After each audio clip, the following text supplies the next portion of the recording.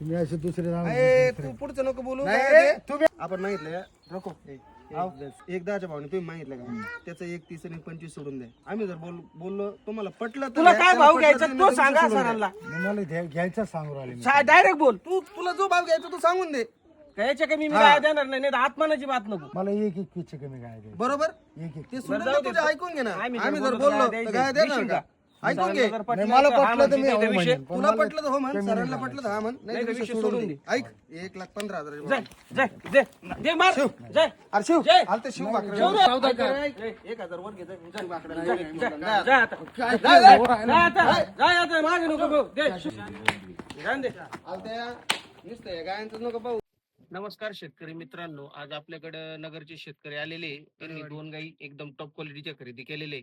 तर डॉक्टर साहेब, तुम्हाला व्यवहार कसा वाटला आमचा?